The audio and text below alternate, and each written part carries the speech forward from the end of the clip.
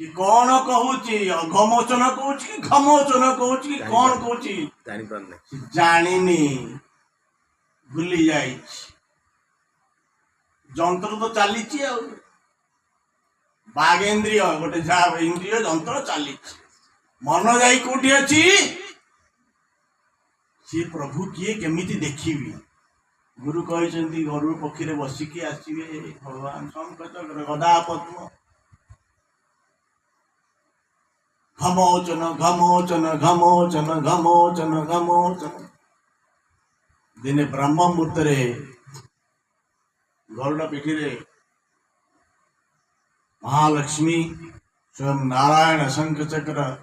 गदा पद्म ससंग चक्रम शकीट कुंडलम सपीत वस्त्रम सरशीरुहे क्षणम सहार वक्षस्थल कौस्तुभश्रियम नमामि कृष्णं नमामि विष्णुं शिरसा चतुर्भुजं स्वयं भगवान शंख चक्र गदा पद्मधरी गरुड़ पक्षी मत्त मुंडल गमन करता आकाश मार्ग गमन करता समय महालक्ष्मी कहले प्रभु वाड़े तलू जाऊँगी ना मोर गोटे भक्त मत डाकुची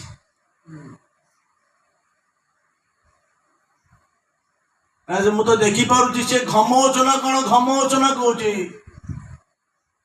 अरे से जहा भी कहू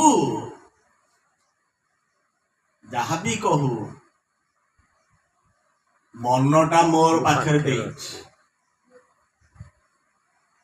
मन माने कौन निजको मारी देइची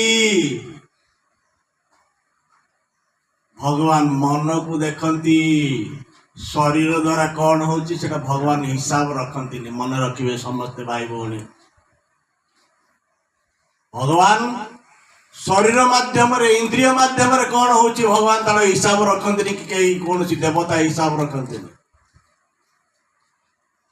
विशेष कर भगवान देवता मान रखुता है हिसाब हिसाब कहने यज्ञ इत्यादि द्वारा शरीर कार्य करे भगवान मन कथा देखते मन को ही से बुझती मनरे कौन अच्छी भावग्राही जो जानिले